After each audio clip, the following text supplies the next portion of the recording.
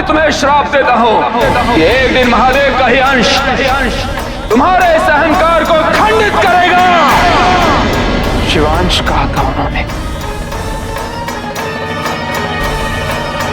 कहीं उनका अर्थ ये तो नहीं कि वो शिवांश मैं ही जो अपने मामा का वध। ये कार्य तो गणेश भी कर सकता है कि तुम्हें देवताओं का सेनापति, क्या इस समस्या का समाधान निकालना मेरा कर्तव्य नहीं है?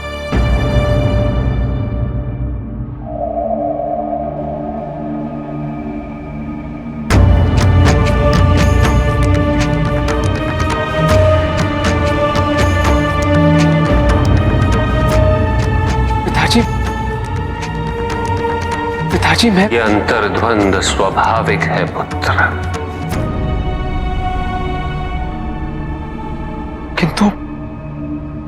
किंतु मैं ही क्यों पिताजी? नदी, वृक्ष, सूर्य, चंद्र और वायु वो कभी ये नहीं पूछते हैं कि हम क्यों। वो तो केवल अपने कर्तव्य निभाते रहते हैं, अपने धर्म का पालन करते हैं। उन्हें कोई नहीं सिखाता है कार्तिकेय कि उन्हें करना क्या है, कोई उन्हें प्रेरित नहीं करता है, क्योंकि सृष्टि में उनकी अपनी एक भूमिका है जिसे वो बिना किसी प्रश्न, बिना किसी संदेह के निभाते आ रहे हैं। तुम्हारा अंतर्द्वंद तो व्यक्तिगत है कार्तिकेय। क्या तुम अपने संबंध की मर्यादा का मान रखने हेतु समस्त संसार को क्रौंच के उपद्रव से प्रभावित होने दोगे?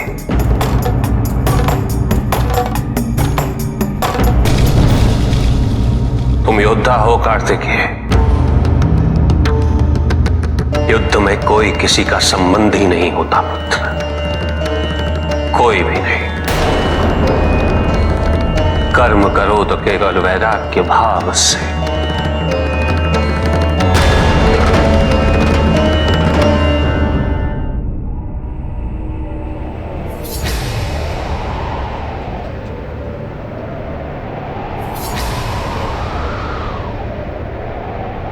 कौन है?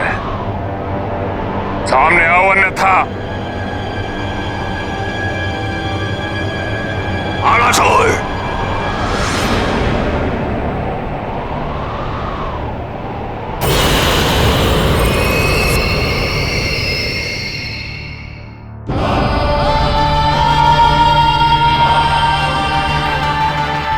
भूतनाथ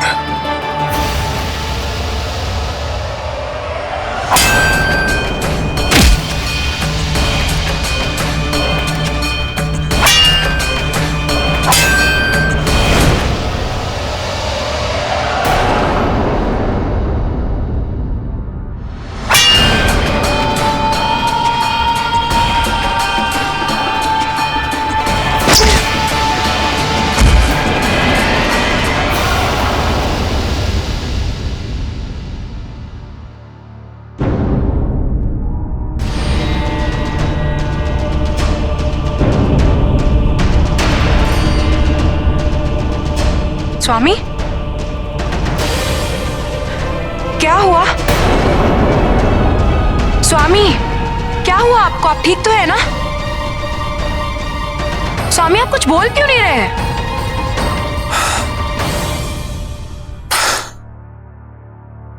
एक दुस्वप्न बाणासुर का क्या बिगाड़ सकता है?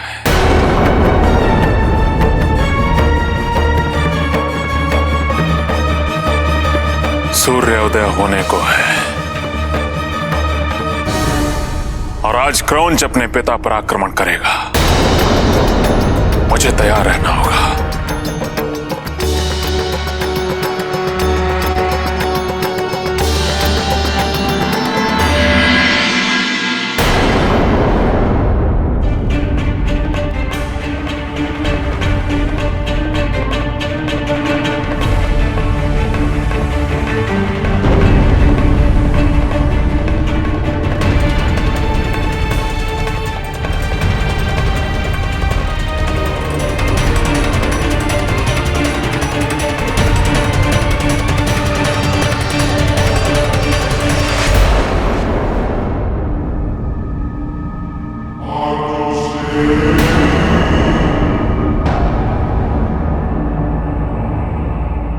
प्रस्थान करें बानासुर। मैं और विलंब नहीं चाहता। क्रौंच, मैं तुम्हें कुछ बताना चाहता हूं। मैं तुम्हारे साथ युद्ध क्षेत्र में नहीं आऊंगा।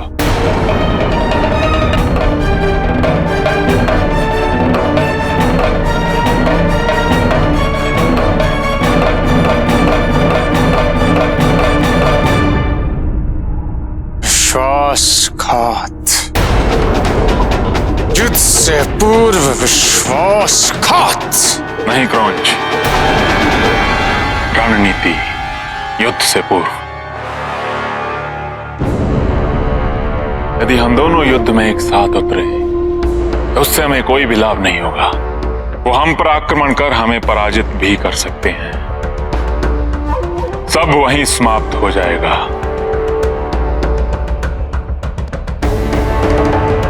और लाभ तो तब है जब मेरा आगमन उन्हें स्तब्ध कर दे और हम युद्ध में उन्हें पराजित कर दें। जैसे बहन गंगा ने मुझे स्तब्ध किया था, उसी प्रकार हम भी उन्हें स्तब्ध कर देंगे। स्मरण रखना क्रौंच, वो तुम्हें परिवार इत्यादि जैसे तर्कों से भ्रमित करने का प्रयास अवश्य करेंगे, किंतु तुम अपने लक्ष्य पर टिके रहना। निश्चिंत रहो बाणासुर, मैं भ्रमित नहीं होऊंगा, कदापि नहीं। किंतु मेरी चिंता का कारण केवल एक है, बहन पार्वती। तो मैंने कहा है ना तुमसे, यदि माता पार्वती युद्ध में आई तो उन्हें मेरा सामना करना होगा।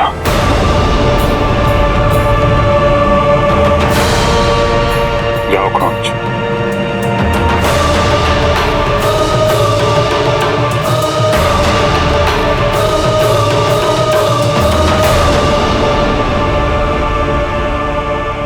कितना मूर्ख है क्रौंच, उसे ऋषि अगस्त्य के श्राप का भी स्मरण नहीं है। भय उसे माता पार्वती का नहीं, अपितु अपने भांजों का होना चाहिए। शिवांश, गणेश और कार्तिकेय का होना चाहिए। अब प्रतीक्षा है तो केवल क्रौंच के पराजित होने की, उसकी मृत्यु की। उसके उपरांत मैं अजय अमर बाणासुर हिमालय पर आक्रमण कर उस पे अपना आधिपत्य स्थापित करूंगा। कोई भी नहीं रोक पाएगा मुझे, ना गणेश, ना कार्तिकेय, ना हिमावत और ना ही माता पार्वती। अजय अमर बाणासुर।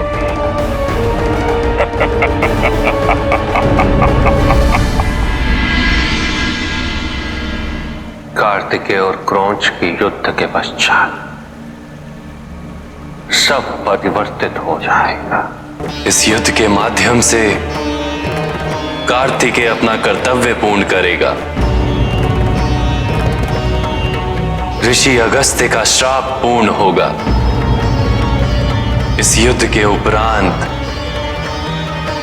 समस्त संसार के लिए एक सत्य उजागर होने वाला है।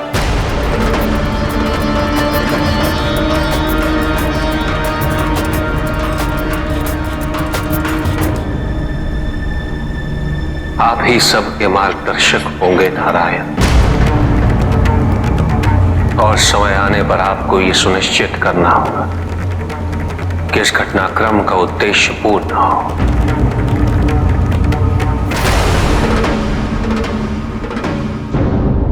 ओम नमः शिवाय।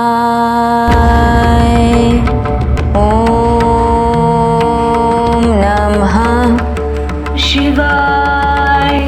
ओम नमः शिवाय। ओम नमः शिवाय। नमः शिवाय।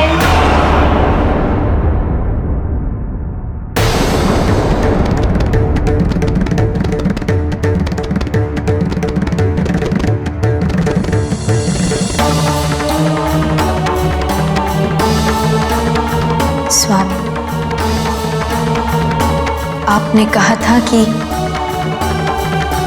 ये अनुभूतियां भविष्य की सूचक है और हमें इसके प्रत्यक्ष होने का आभास हो रहा है।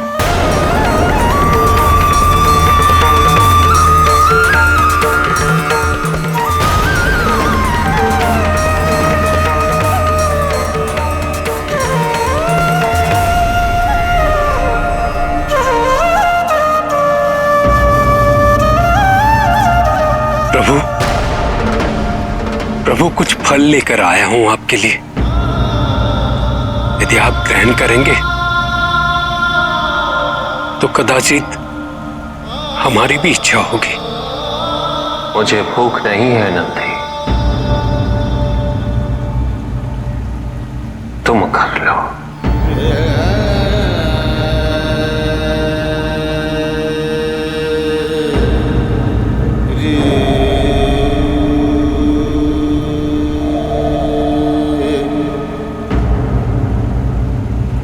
नंदी, जब से माता गई हैं, तब से प्रभु ने कुछ भी ग्रहण नहीं किया। सत्य कहा निसंदेह प्रभु को भविष्य की कोई ऐसी बात ज्ञात हो गई है जो सुखद नहीं है। माता की अनुपस्थिति से जो निर्लिप्तता उत्पन्न हुई है प्रभु में, उसकी पीड़ा मुझसे सही नहीं जाती। प्रभु और माता एक दूसरे के बिना अपूर्ण है, और ये कैलाश उन दोनों के बिना माता के भैया क्रोन द्वारा जो समस्या उत्पन्न हुई है उसका हल शीघ्र ही होना चाहिए, ताकि माता शीघ्र ही कैलाश लौटेगी। आपकी और हमारी चेतावनी के उपरांत भी क्रौंच बाणासुर की सेना के साथ आक्रमण करने आ रहा है। हमें क्रौंच को रोकना होगा। नहीं गंगा,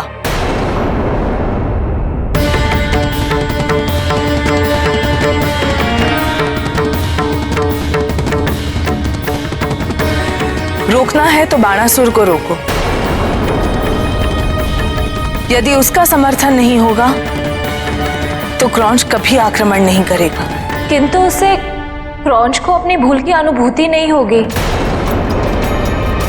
हाँ माँ, बुराई तो क्रौंच में है कि वो अपने पिता के विरुद्ध युद्ध कर रहा है। भूल तो क्रौंच की है कि वो बाणासुर के पास गया समर्थन मांगने हेतु। यदि बाणासुर को रोका तो वो किसी और के साथ संगठन कर लेगा। इसलिए माँ, रोकने की आवश्यकता क्रौंच को है।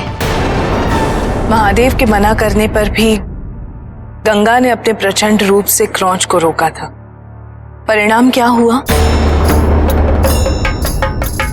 उसे बाणासुर के साथ गठबंधन करने का एक कारण मिल गया, बस, अब और नहीं। हम उसे एक और कारण नहीं देना चाहते हमसे पूर्णतः पृथक होने का, और हम ये भी नहीं चाहते कि तुम दोनों इस युद्ध में सम्मिलित हो।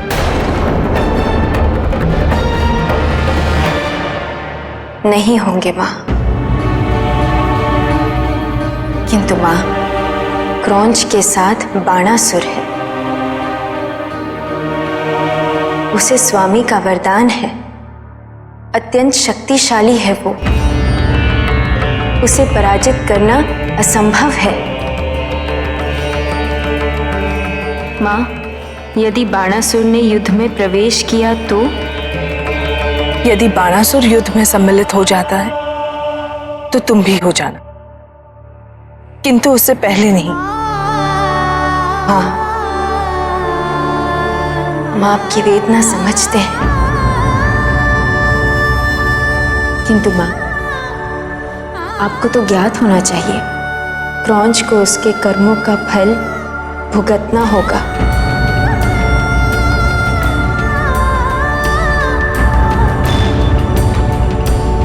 उसने जो किया अनुचित था।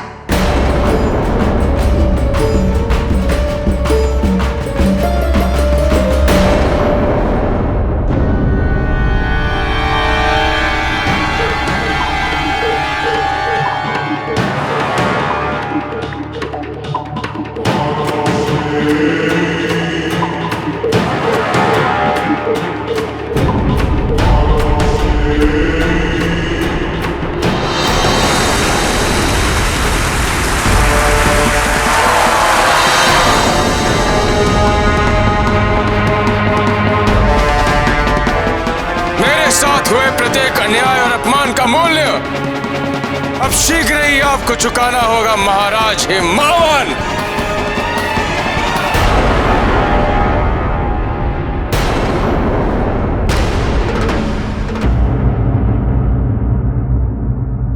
माँ,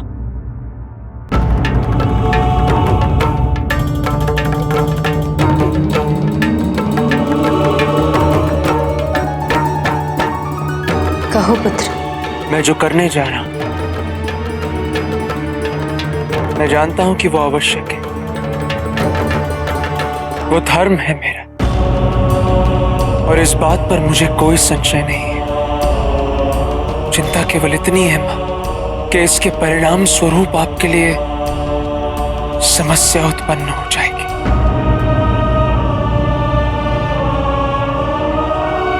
पुत्र,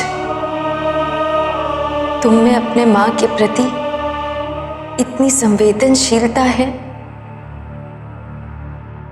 यही हमारे लिए पर्याप्त है। कार्तिकेय, क्रौंच हमारा भाई अवश्य है, किंतु उसे उसके कर्मों का फल मिलना अनिवार्य है। हमारे लिए जो समस्या आएगी, हम उसका सामना अवश्य करेंगे, किंतु तुम अपने धर्म का पालन करो,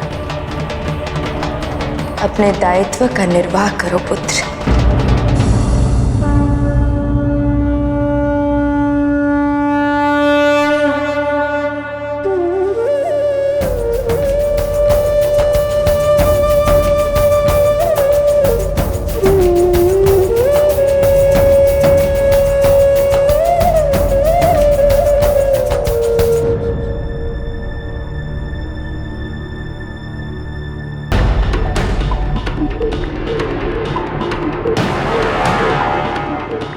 महाराज हिमावन, मैंने आपके समक्ष प्रस्ताव रखा था कि आत्मसमर्पण कर दीजिए, किंतु स्पष्ट है कि आपको वो प्रस्ताव स्वीकार नहीं। आइए, अपनी सेना को लेकर आइए, आइए युद्ध कीजिए मेरे साथ, आइए।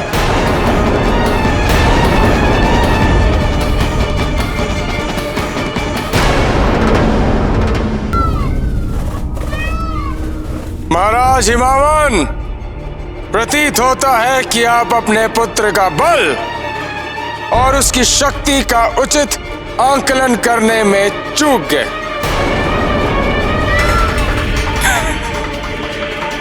ये सेना युद्ध करेगी मुझसे।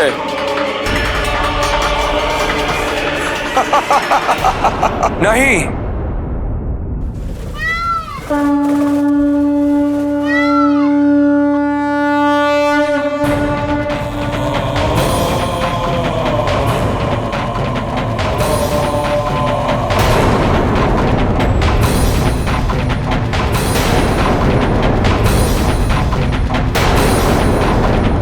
आपसे युद्ध मैं करूंगा।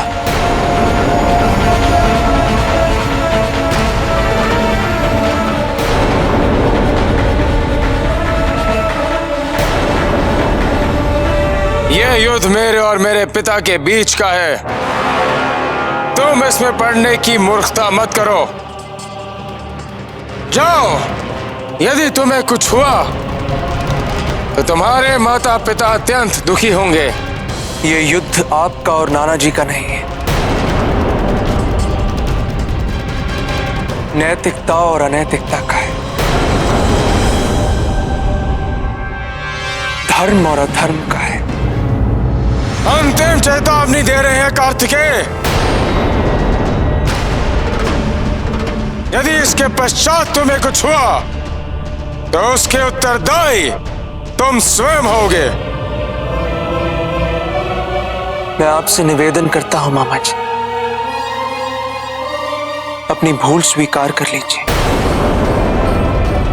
संबंधों की मर्यादा का स्मरण कीजिए मामा जी, और चल के नाना जी के समक्ष आत्मसमर्पण कर उनसे क्षमा मांग लीजिए। और यदि आप मेरा ये निवेदन अस्वीकार करते हैं तो ये आपके लिए भी अंतिम चेतावनी होगी मामा जी। उसके पश्चात जो होगा उसके उत्तरदायी केवल आप होंगे।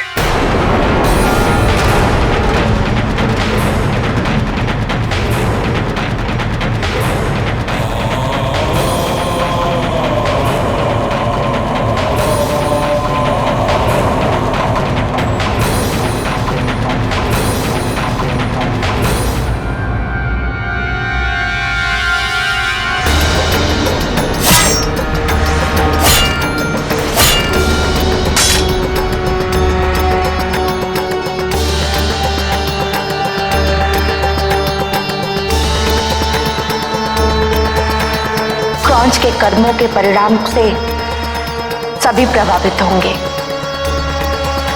और सबसे अधिक महादेव और बहन पार्वती।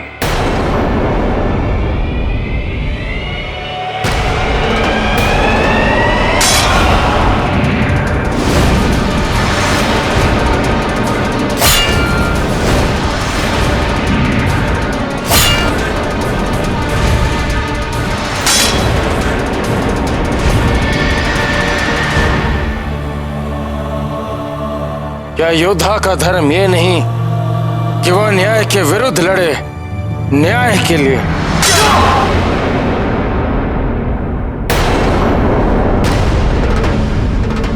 न्याय का अर्थ अपराध को क्षमा करना नहीं, अभी तो उसे उपयुक्त दंड देना है।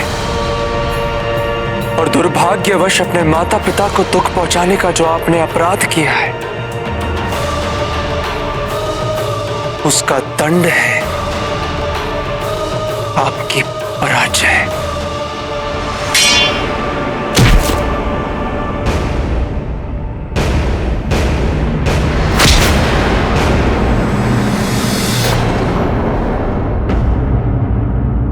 दोनों ही कुशल योद्धा हैं, शक्तिशाली हैं, किंतु क्रौंच के लिए कार्तिकेय को केवल बल से पराजित करना संभव नहीं होगा। सत्य कहा आपने देवी। अब क्रौंच कार्तिकेय को भ्रमित करने का प्रयास करेगा। कार्तिकेय को ये ज्ञात नहीं कि वो एक नए घटनाक्रम का निमित्त बनेगा।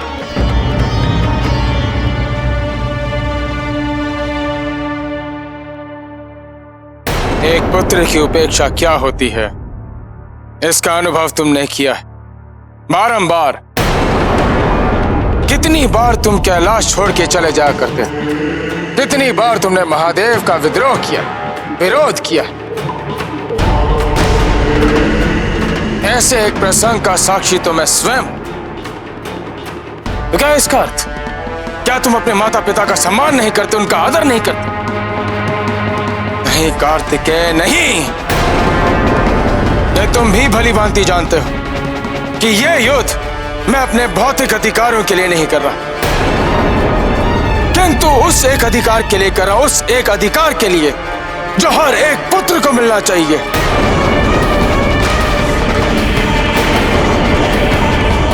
माता पिता का वात्सल्य।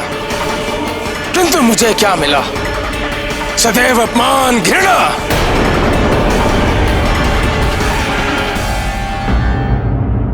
मुझसे क्या भूल हो गई, क्या कमी रह गई? जिन संस्कारों से गंगा और पार्वती को सिंचित किया, उन्हीं संस्कारों से क्रौंच को भी पोषित किया,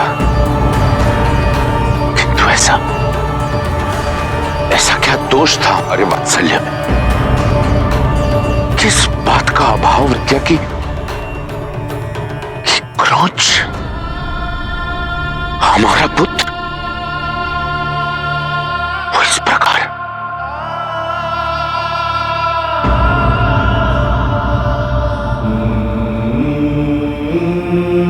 हम जो कर सकते थे हमने किया।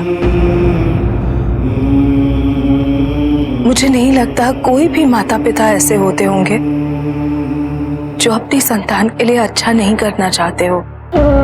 भूल तो सभी से होती है, किंतु हम ये भी जानते हैं कि हमारी मंशा सदैव क्रौंच के उद्धार से संबद्ध रही है,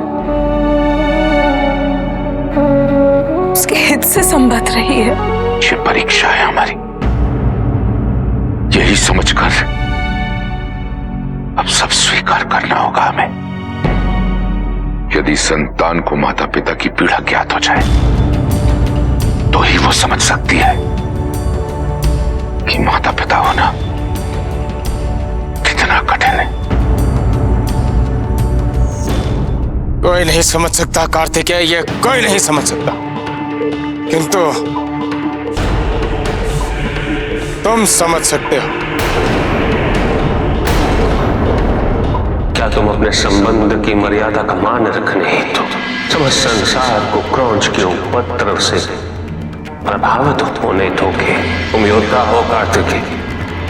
तुम अपने धर्म का पालन करो, अपने दायित्व का निर्वाह करो पुत्र।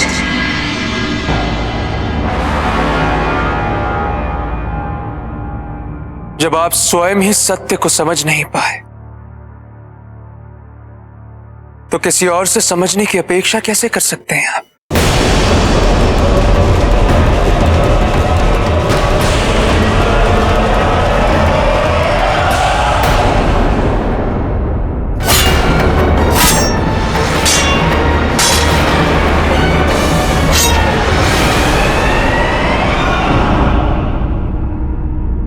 जब तक एक व्यक्ति केवल अपनी पशु वृत्ति के बारे में सोचता रहेगा तब तक उसे यह ज्ञात कैसे होगा कि उसमें देव प्रवृत्ति भी है। इसलिए आवश्यक है कि आत्मविश्लेषण कर उन्हें स्वीकार करे कि ये प्रवृत्तियां उससे ही हैं, वो प्रवृत्ति उससे नहीं। नियति के इस अनंत काल चक्र एक समय ऐसा भी आता है जब अंत आरंभ में विलीन हो जाता है और घटना चक्र का पुनः आरंभ होता है। मैं तुम्हें श्राप देता हूं कि एक दिन महादेव का ही अंश तुम्हारे इस अहंकार को खंडित करेगा, खंडित करेगा।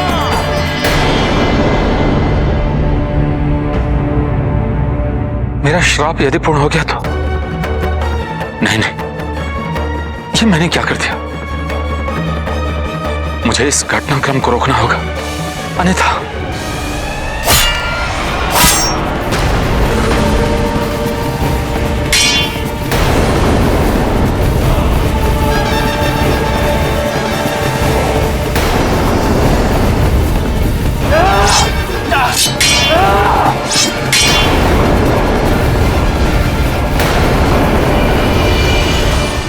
किंतु क्रौंच के कर्म फल का मूल्य समस्त लोगों को चुकाना होगा प्रभु। महादेव के सारे वचनों का सार मुझे अब ज्ञात हुआ है प्रभु। क्रौंच को दिए मेरे श्राप का पूर्ण होना इस घटनाक्रम में एक ऐसी कड़ी है जिससे जुड़ा भविष्य समस्त संसार के लिए, स्वयं महादेव और माता पार्वती के लिए अत्यंत कष्टदायी होगा।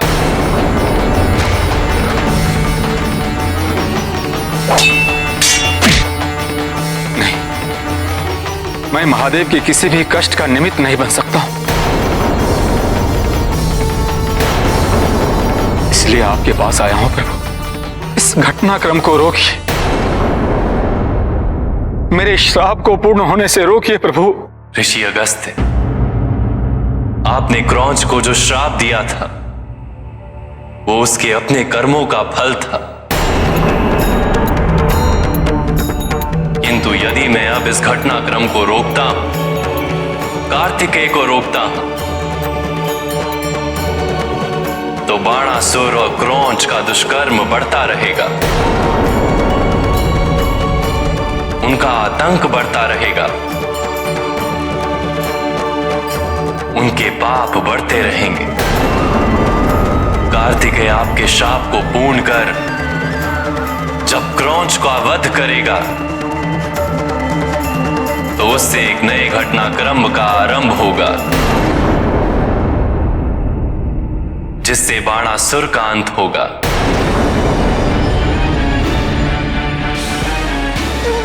इसलिए संसार के हित में होने वाली इन घटनाओं को महादेव ने भी स्वीकार किया है।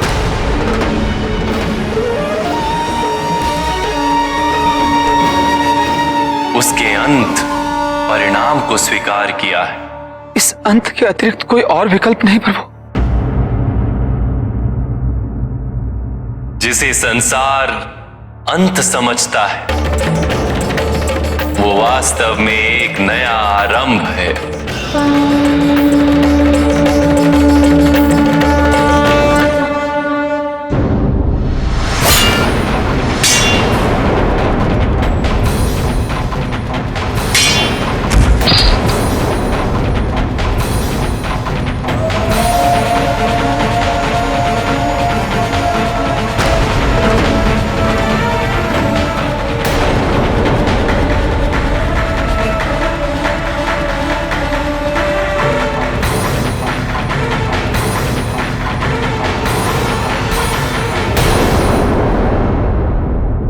अब भी समय है आपके पास मामा जी, अपनी भूल सुधार लीजिए, क्योंकि इसके पश्चात आपको और कोई अवसर नहीं मिलेगा।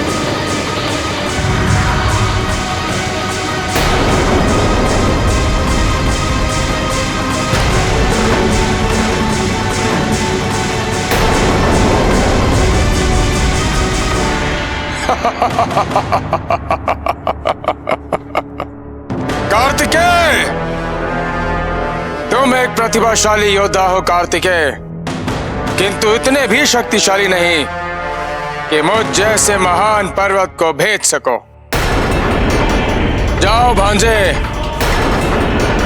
ये कार्य तुमसे अकेले संभव नहीं। जाओ सर्वश्रेष्ठ योद्धा, जाओ। मैं तुम्हें एक अवसर और देता हूं, जाओ।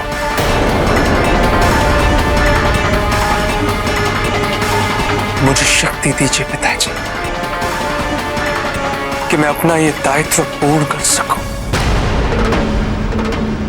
शक्ति दीजिए मां।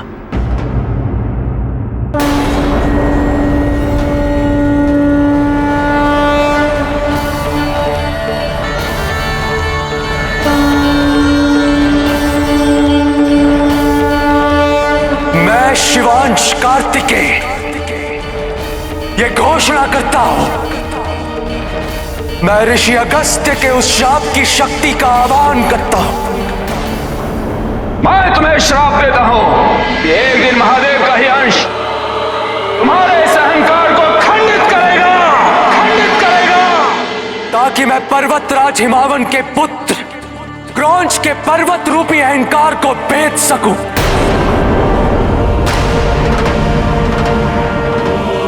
उनका अंत कर सकूं।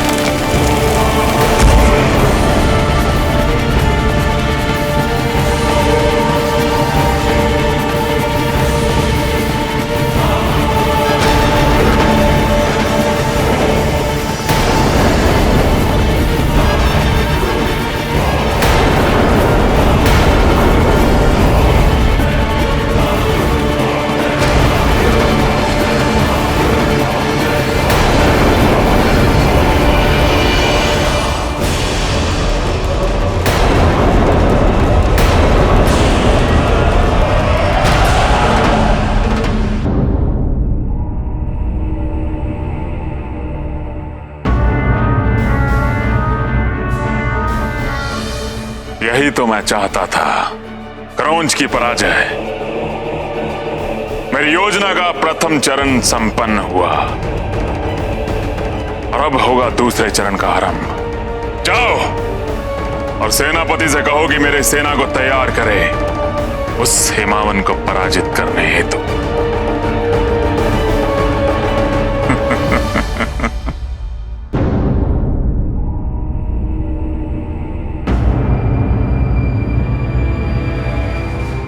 आज वही अनुभूति हो रही है जो पार्वती से संबंधित उस दुस्वप्न के पश्चात हुई थी। अवश्य कुछ अप्रिय हुआ है युद्ध में। नानी मां,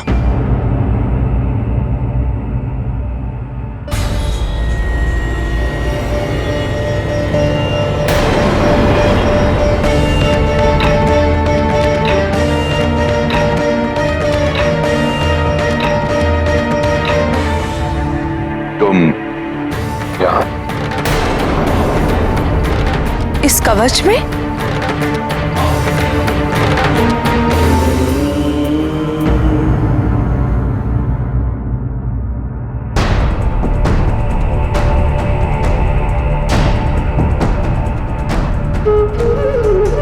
नाना जी, नानी मां, मुझे क्षमा कर दीजिए। क्षमा? किंतु किस लिए? क्या हुआ है पुत्र? महाराज,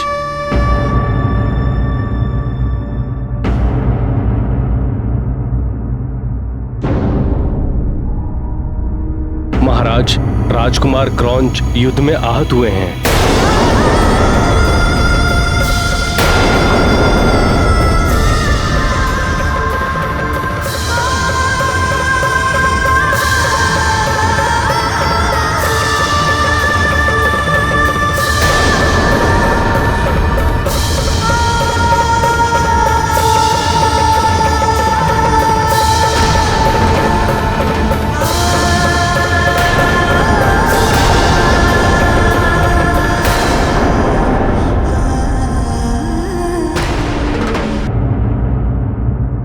वैद्य जी को बुलाओ तुरंत, शीघ्र। क्रौंच, क्रौंच। मैंने उन्हें विकल्प दिया था नानी मां,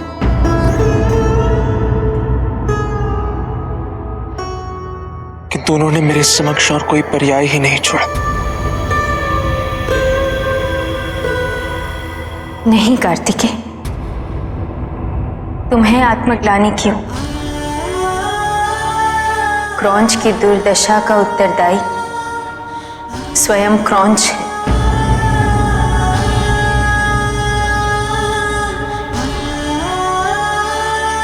तुम्हें ज्ञात था? हाँ मां।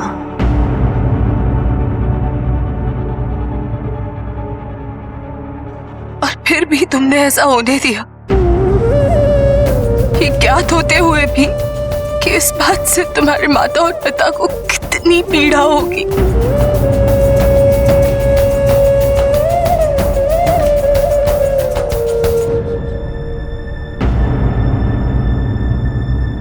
नहीं मां, क्रौंच को उसके अपने कर्मों का फल मिला है, जिसका आरंभ ऋषि अगस्त्य के श्राप से हुआ था कि क्रौंच का अंत एक शिवांश के द्वारा होगा। उस श्राप को पूर्ण करने का माध्यम यदि कोई शिवांश बनता ही नहीं, तो वो श्राप पूर्ण कैसे होता?